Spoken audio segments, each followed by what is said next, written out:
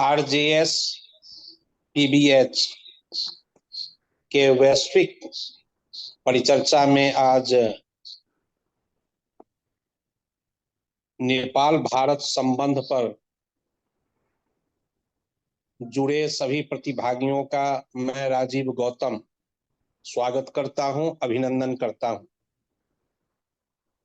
आज भारत नेपाल मैत्री संबंध के क्रम में जो परिचर्चा हो रही है वैश्विक स्तर पर, यह एक मील का पत्थर साबित हो, इसकी मैं कामना करता हूं। और सबसे बड़ी बात यह है, जो नेपाल के नामचीन सामाजिक कार्यकर्ता शिक्षाविद बृजमोहन तिवारी, आदरणीय बृजमोहन तिवारी जी हमारे साथ हैं। नेपाल के प्रसिद्ध लेखक प्रोफेसर प्रमोद पांडे हेरम्ब जी हमारे साथ हैं। मैं दोनों सज्जनों का, दोनों महानुभावों का आरबीएच की ओर से स्वागत करता हूं और नेपाल के प्रसिद्ध इतिहासकार पांडे जी का भी अभिनंदन करता हूं। भारत नेपाल संबंध एक बहुत पुराना थॉट है। यह ऐसी धारा है जिसका इतिहास आधुनिक नहीं है, प्राचीन है। जब हम प्रकृति की बात करते हैं तो भारत नेपाल एक दूसरे के बिना अधूरा हो जाता है। जब संस्कृति की बात करते हैं तो भारत नेपाल एक दूसरे के बिना अधूरा हो जाता है। तो हम अपने आराध्य, अपने संस्कृति पुरुष श्री राम से ही लेते हैं, तो राम जानकी का जो संबंध है वह भारत नेपाल के संबंध जैसा है। माँ जानकी नेपाल के जनकपुर की और भगवान राम भारत के अयोध्या के। और फिर उत्तरार्ध में आते हैं तो भगवान बुद्ध का जन्म नेपाल में लुम्बिनी में होता है और उन ज्ञान प्राप्त बोध गया भारत में होता है। गंगा का अवतरण नेपाल में होता है और गंगा समंदर में जहां मिलती हैं वह इंडिया का क्षेत्र है। तो जल की बात हो, हवा की बात हो, संस्कृति की बात हो, पर्यावरण का बात हो, प्रकृति का बात हो, भारत नेपाल एक सिक्के के दो पहलू हैं। यह हमारा संबंध जो है एक दूसरे के बिना अधूरा है। साहित्य जगत में भी नेपाल के आदि कवि जिनकी कल जयंती हुई,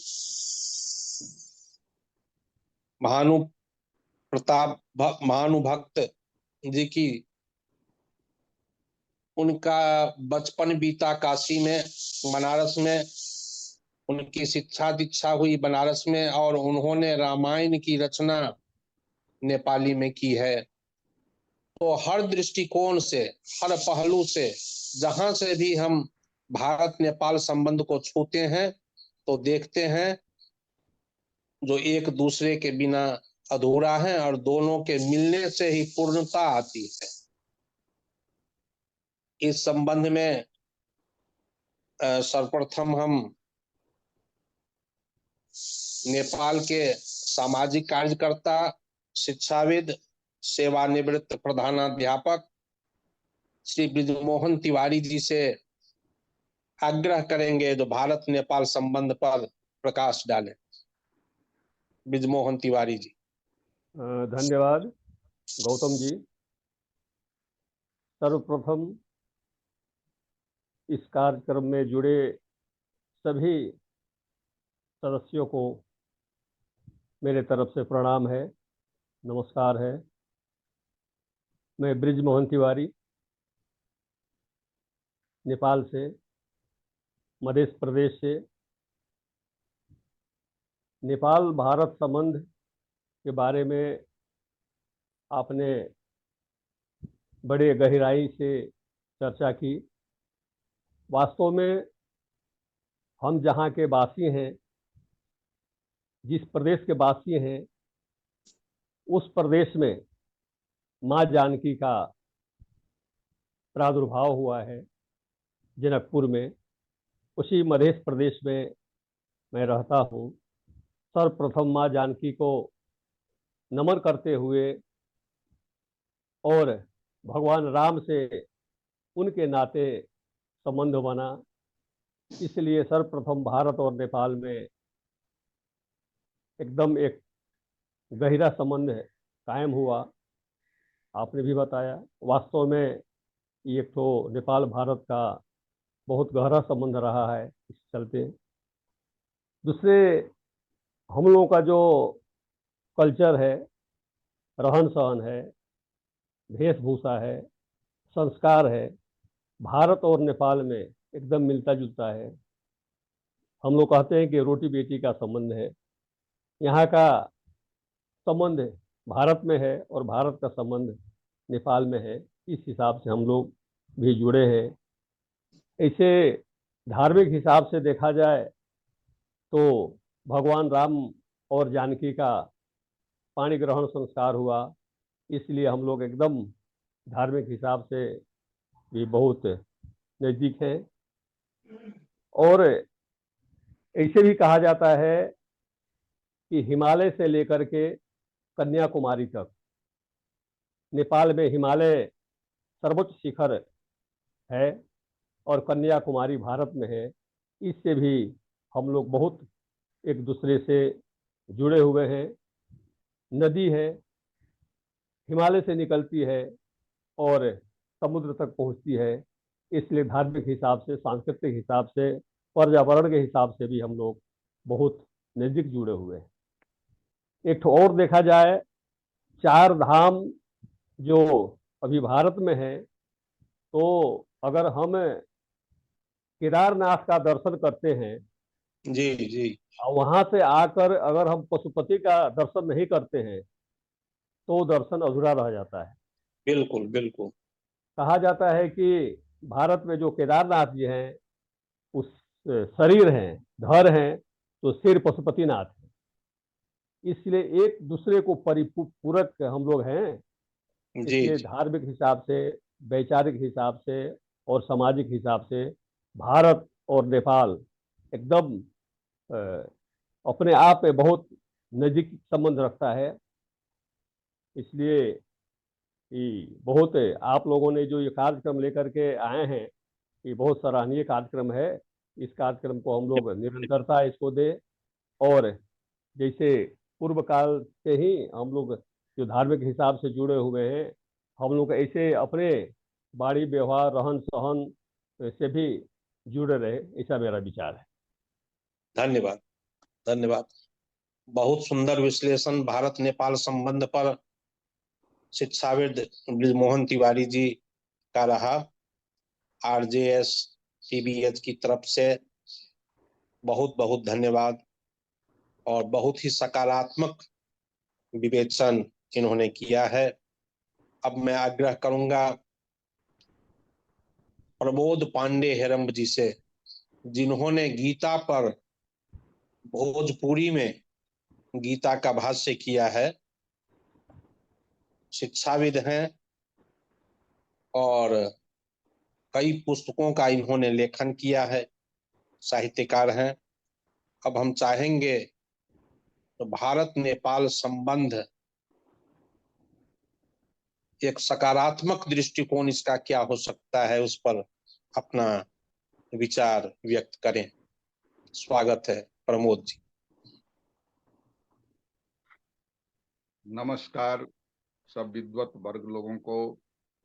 मैं प्रमोद पांडे हेरम्ब नेपाल के वीरगंज से आपके साथ जुड़ा हूं और जहां तक भारत और नेपाल का सांस्कृतिक संबंध है, व्यवहारिक संबंध है, राजनीतिक संबंध है, हर संबंध एक दूसरे से जुटा हुआ है।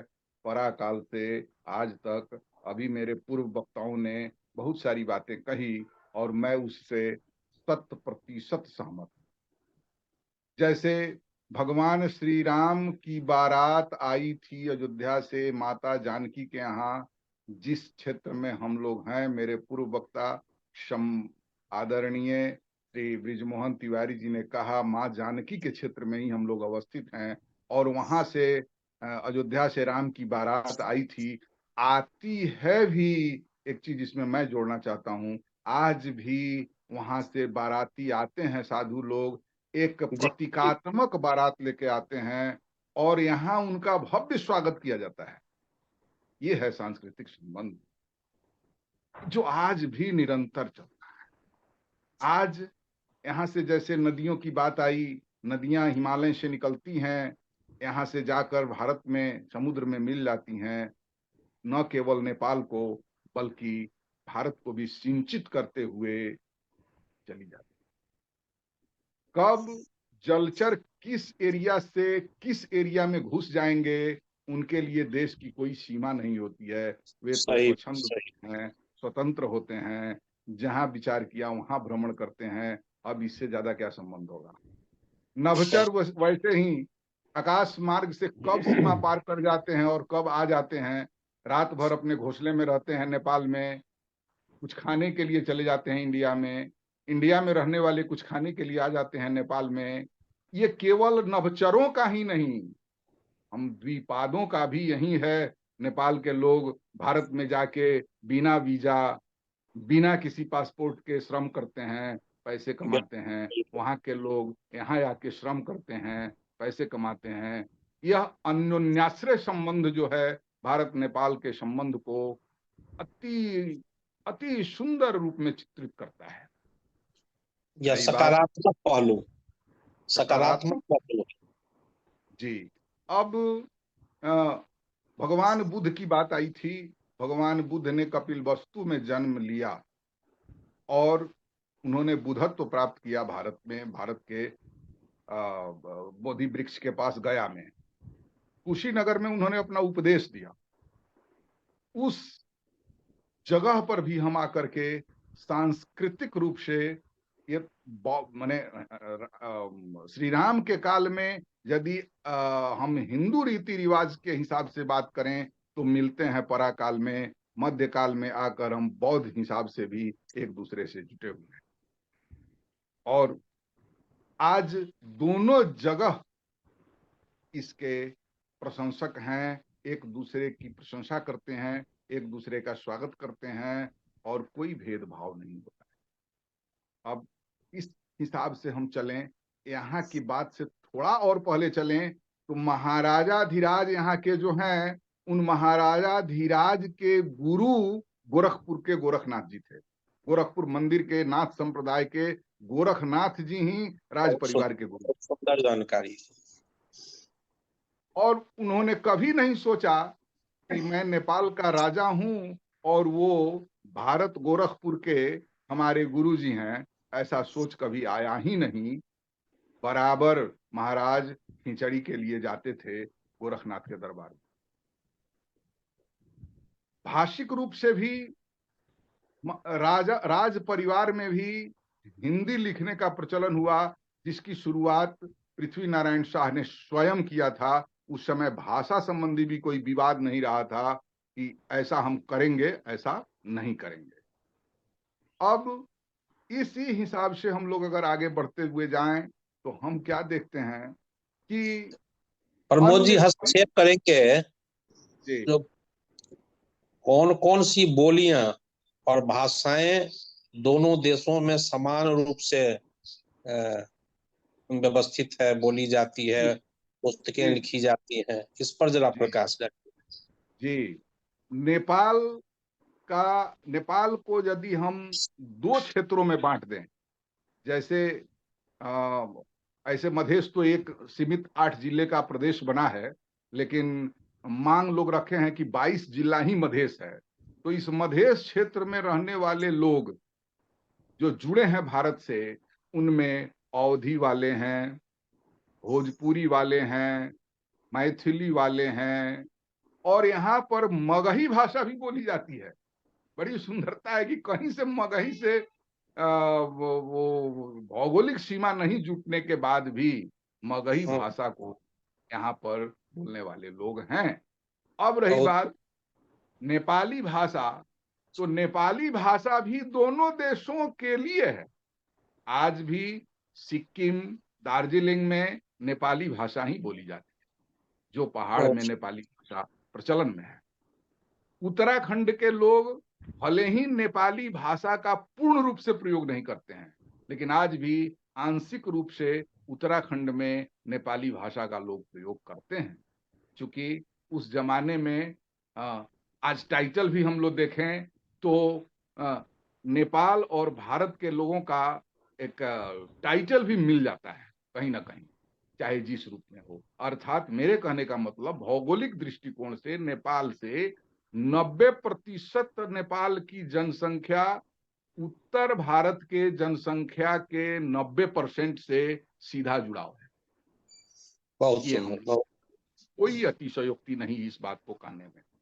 इस तरह से साहित्य के हिसाब से आज हम भोजपुरी साहित्य से जुड़े हुए हैं। हमारी किताबें लिखी जाती हैं तो उस पर भारत के विद्वानों का रिकमेंडेशन होता है। डॉक्टर बहुत कनक किशोर जी, ब्रजभूषण मिश्रा जी, और भी भोजपुरी में लिखने वाले पैनाली दिलीप जी हैं। बहुत सारे लोग हैं जो एक दूसरे पर, हमारे यहाँ से राम प्रसाद शाह जी हैं, हमारे यहाँ से गिरी जी हैं, हमारे यहाँ से गोपाल अस्क जी हैं, गोपाल ठाकुर जी हैं, उधर जस्ट हम लोगों के बगल में रक्सौल से हिमकर जी हैं। हम लोग जब लिखते हैं तो हम लोग भूल जाते हैं कि हम लोग दो देशों में रह रहे हैं। साहित्य भी जोड़ता है भारत नेपाल को। साहित्य भी भारत और नेपाल को बहुत नजदीक से जोड़ रहा है, और इस जुड़ाव में मेरा विश्वास है कि साहित्य, जैसे भोजपुरी साहित्य अभी समृद्धि की तरफ जो बढ़ रहा है, उस हिसाब से वह और भी जोड़ने का प्रयास करेगा। और कहीं कोई दोनों जगह, जैसे हमारे यहाँ से भोजपुरिया माटी एक पत्रिका निकलती है भोजपुरी भाषा की, जिसके संपादक राम प्रसाद शाह जी हैं, उसमें आप अगर पढ़ेंगे तो उसमें के लेख 50% नेपाली लेखक लोगों के हैं, साहित्यकार लोगों के हैं, और 50% भारतीय साहित्यकार लोगों के हैं। बहुत सुंदर। इस हिसाब से हम साहित्य के हिसाब से भी जोड़ते हैं। हमारे यहाँ होली ठीक उसी तरह से मनाई जाती है जैसे भारत में मनाई जाती है। हमारे यहाँ दिवाली ठीक उसी तरह से मनाई जाती है जैसे भारत में मनाई जाती है। हम सारे पर्व त्योहार उसी हिसाब से मनाते हैं जैसा कि वहां मनाया जाता है। अब रही बात कि भारत में भी पर्व त्योहार मनाने में कुछ दूर जाने के बाद हल्का परिवर्तन हो जाता है, वह आम बात है। तो भारत से भारत में भी थोड़ा परिवर्तन हो जाता है, नेपाल की बात कौन करे। मगर बाकी मौलिक भाव जो होता है, पूजन विधि जो है, संकल्प पढ़ाने का विधि है। आज देखिए कि आज भी हमारे यहाँ संकल्प लोग पढ़ाते हैं, वहां कोई सीमा की बाउंड्री नहीं होती है, सीधे पढ़ाते हैं। आर्यावर्तिक देशे, नेपाल देशे कहते हैं लेकिन आर्यावर्त के ही अंतर्गत कहें, जम्बू द्वीपे भारत खंडे जम्बू द्वीपे भरत खंडे। तो ये जम्बू द्वीप भरत खंड तो साफ जोड़ देता है सांस्कृतिक रूप से भारत और नेपाल को। सही बात, बिल्कुल बिल्कुल, बहुत सुंदर विवेचन। मन के भाव को अगर शंका के दृष्टि से देखना छोड़ दें, और भारत के तरफ से भी हम बड़े भाई हैं, हेपहा प्रवृत्ति अगर छोड़ दिया जाए, मैं तो ये नकारात्मक थोड़ा बोल गया, इसके लिए माफी चाहता हूं, मगर ये मेरा सुझाव रहा केवल कि अगर इस पर ध्यान हो तो शायद भारत नेपाल का संबंध ऐसा है जो पति पत्नी का संबंध कहें, भाई भाई का संबंध कहें, परिवार परिवार का संबंध कहें, जो कुछ देर के लिए तो थोड़ी देर के लिए मुंह फुला के नहीं बोलते हैं, मगर बोलने के लिए बेचैन होते हैं कि कब ऐसा टाइम आएगा कि वो उधर से बोले या मैं इधर से बोलूं और मेलजोल हो जाए। यह संबंध है, जिस संबंध को हम लोग निश्चित रूप से अगर विद्वान लोग चाहें तो इसको और भी ऊंचाई पे ले जा सकते हैं। और इसको बहुत आगे हम बढ़ा सकते हैं। और आशा करता हूं कि हम लोग सब मिलकर बहुत बहुत इसके लिए धन्यवाद। प्रयास करते रहेंगे। बहुत बहुत धन्यवाद प्रमोद पांडे जी, आपने कहा जो भारत नेपाल में भावना हम नहीं तुम वाली होनी चाहिए, तुम नहीं हम और हम नहीं तुम।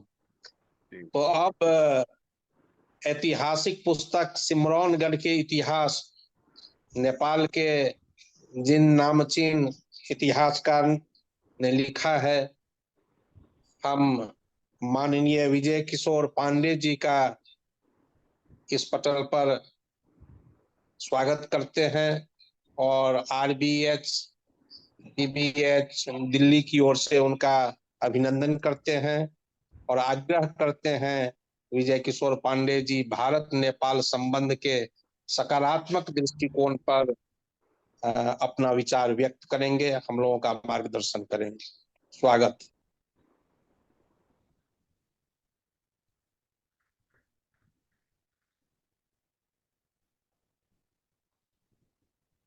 मैं विजय किशोर पांडे, नेपाल मध्य प्रदेश वीरगंज के बगल में एक फेंटा गांव है, वहां से इस कार्यक्रम के संचालक महोदय जी और पूरी इस टीम में जुड़े हुए सब लोगों को मैं प्रणाम करता हूं। मेरा प्रणाम है। यह नेपाल भारत सांस्कृतिक संबंध बहुत पुराना है, यह सदियों से है। इसमें जैसे कि स्कंद पुराण में नेपाल को पहले हिमवत खंड कहा गया था, उस समय से जुड़ा हुआ है। जिस समय ऋषियों ने नेपाल के ये जो हिमवत खंड है वहां पर तपस्या करते थे। हमारे पूर्व वक्ता प्रमोद पांडे जी, ब्रिजमोहन तिवारी जी, राम और सीता की लोग चर्चा किए।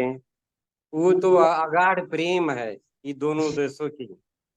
यहाँ की हवा, पानी, माटी, रहन सहन, खान पान सब एक से एक दूसरे से मिलता जुलता है।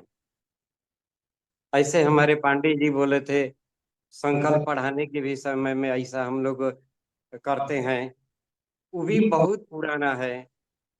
इसके अलावा पशुपतिनाथ में हमारे भारत के जितने भी साधुगण आते हैं उन सबको वहां पशुपतिनाथ के मंदिर में स्वागत किया जाता है विशेष आदर के साथ।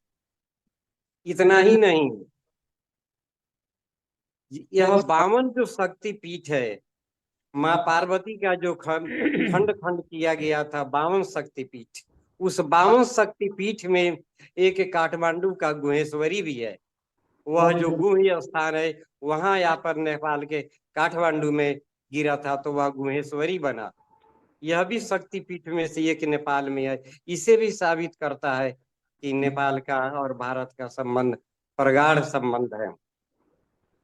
इतना ही नहीं, हमारे मध्य प्रदेश में हम लोग जो 8 जिला है, इससे पहले भी लिंग्विस्टिक सर्वे ऑफ डॉक्टर गिरियसन ने उन्होंने अपने पुस्तक में लिखा है, भारत के 22 जिले में भोजपुरी भाषा बोली जाती है, जिसमें तिरुवा तक, कपिलवस्तु और यहाँ नेपाल के अमलेशगंज तक बोली जाती है। उसके बाद में इतिहास की बात हम लोग करते हैं। राजा महाराजाओं लोग ने नेपाल से और भारत से भ्रमण किया करते थे। प्रत्येक समय में नेपाल को भारत से सहयोग मिला है। राजनीतिक हिसाब में नेपाल में जब प्रजातंत्र लाने का बात चल रहा था, उस वक्त राजशाही पर संकट पड़ा तो भारत दिल्ली दरबार में गए, वहां से उनको सहयोग मिला तो नेपाल में पहला प्रजातंत्र आया। इतना ही नहीं कि नेपाल से 14 दिसंबर 1955 को संयुक्त राष्ट्र संघ का सदस्यता बना था तो उसका विटनेस जवाहरलाल नेहरू किए थे। आज यह भी प्रमाण है। ऐसा ही हमारे धर्म संस्कृति से भी जुड़ा हुआ है। हम लोग जो हिंदू धर्म जो मानते हैं, जिस वेद को मानते हैं, जिस पुराण को हम लोग मानते हैं, वह सब का निर्माण हमारे खास करके भारत के महिषियों ने किए, जिसको हम लोग ये अभी इसको फॉलो करते हैं। अभी अभी हमारे प्रमोद पांडे सर बोल रहे थे। फिल्म का क्या योगदान है? जी हिंदी फिल्म का क्या योगदान है भारत नेपाल के संबंध में? इस पर भी हम चाहेंगे आप प्रकाश डालें, चाहे हिंदी फिल्म हो, भोजपुरी फिल्म हो। हिंदी फिल्म तो पहले नेपाल में नहीं बनता था। जब से हिंदी फिल्म की शुरुआत हुई है तब से हमारे नेपाल के लोग हिंदी फिल्म देखते थे, और पहले देखते थे, अभी देख भी रहे हैं और आगे भी ये लोग देखेंगे।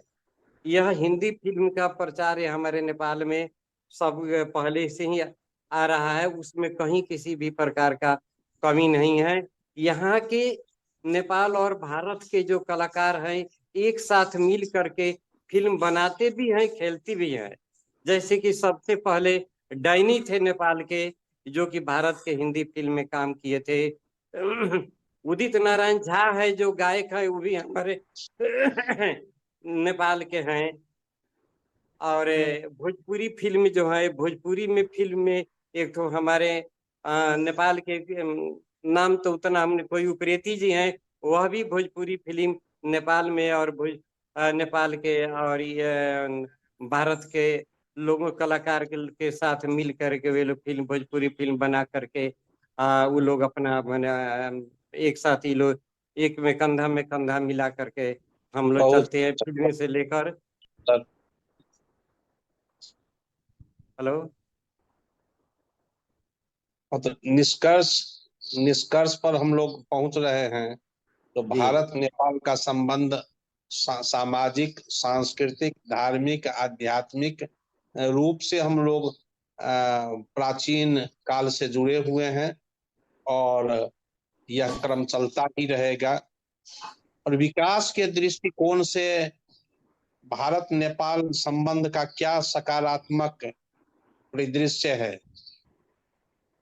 भारत नेपाल के विकास के लिए नेपाल में सबसे पहले भारत के सहयोग से त्रिभुवन राजपथ का निर्माण हुआ, जो कि यह रक्सौल से वीरगंज से होकर के आपको काठमांडू तक त्रिभुवन राजपथ का निर्माण हुआ। आज भी नेपाल के विकास के क्षेत्र में भारत का बहुत बड़ा योगदान रहा है। शिक्षा, स्वास्थ्य, यातायात और प्रत्येक क्षेत्र में यहाँ विकास हो रहा है भारत के सहयोग से। नेपाल भारत सहयोग में यहाँ नेपाल टेलीफोन का स्थापना हुआ है। नेपाल में शिक्षा के क्षेत्र में बहुत नेपाल के जगह जगह में भारतीय राजदूतावास के मार्फत विद्यालय भवन भी बना हुआ है। एम्बुलेंस, स्वास्थ्य के क्षेत्र में एम्बुलेंस प्रदान किया गया है। जब जब हमारे नेपाल में कोई आपदा आती है तब तब भारत से हमको सब लोगों को सकारात्मक सोच सहयोग मिलता है। हम चाहेंगे 2-2 मिनट हमारे दोनों प्रतिभागी प्रमोद पांडे जी और ब्रजमोहन तिवारी जी भी बोले, जो विकास, चूंकि डेवलपमेंट एक बहुत बड़ा सेक्टर है जो किसी दो देश के रिलेशन को मजबूत करता है, आगे बढ़ाता है। तो ब्रजमोहन तिवारी जी बताएं इसमें 2-2 मिनट। धन्यवाद।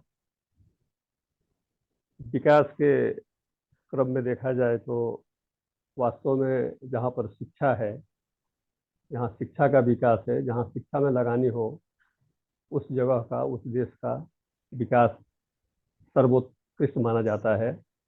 वास्तव में नेपाल के शिक्षा क्षेत्र में भारत ने बहुत लगानी किया है।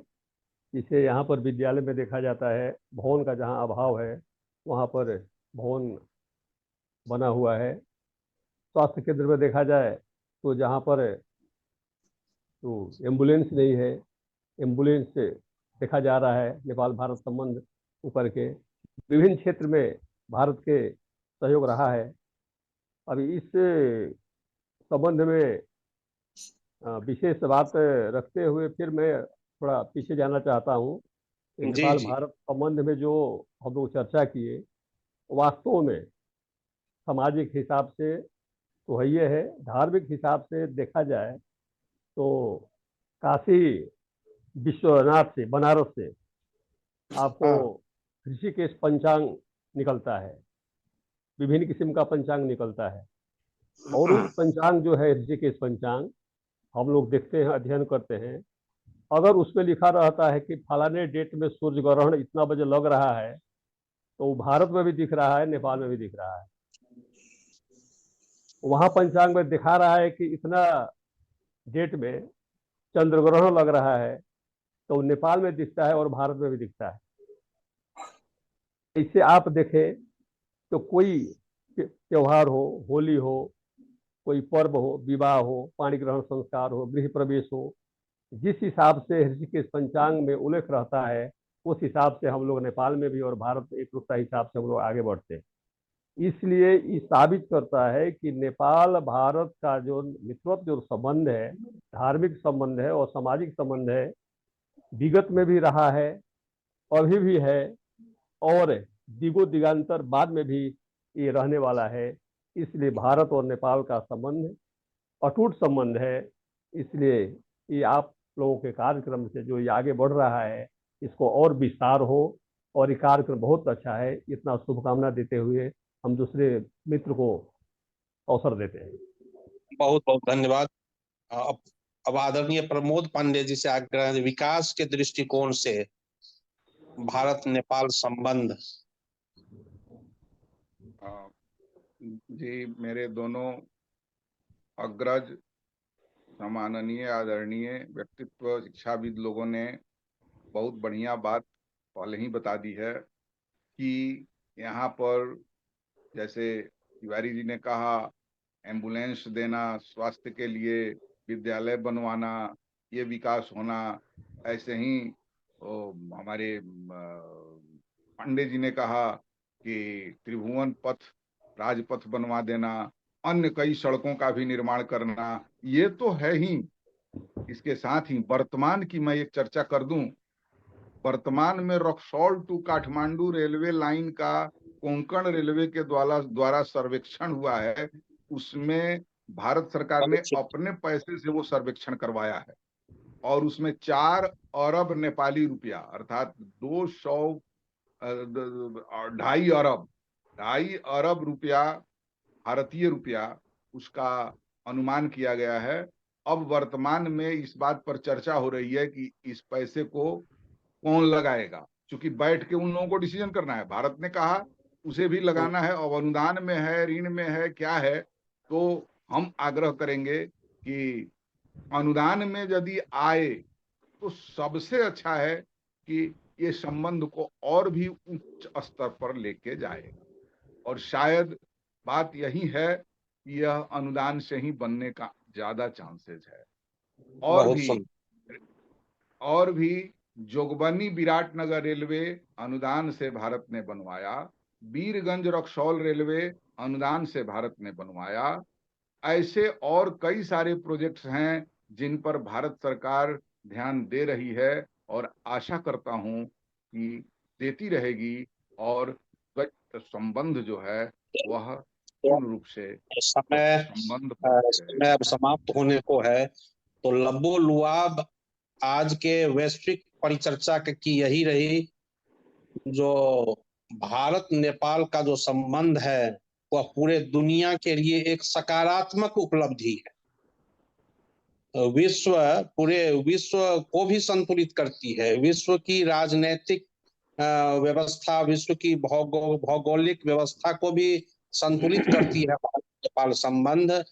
क्योंकि हिमालय का यह क्षेत्र है और नेपाल के एक तरफ भारत, दूसरे तरफ चीन, तो इस दृष्टि से भी नेपाल का महत्व बढ़ जाता है।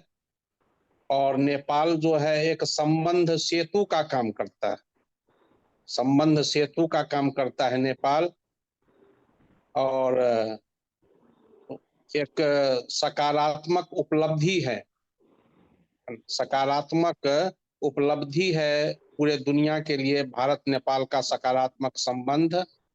और फिर हम लोग आगे भी मिलेंगे, इस परिचर्चा को हम लोग आगे बढ़ाएंगे। भारत नेपाल के सकारात्मक संबंध को एक शुभकामना संदेश आप लोगों ने दिया है और इस चैप्टर को, यह चैप्टर आगे बढ़ता रहे।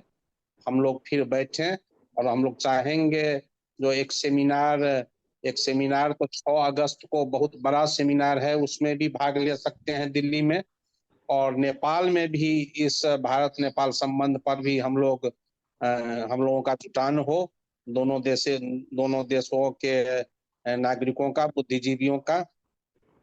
धन्यवाद। जय नेपाल, जय भारत।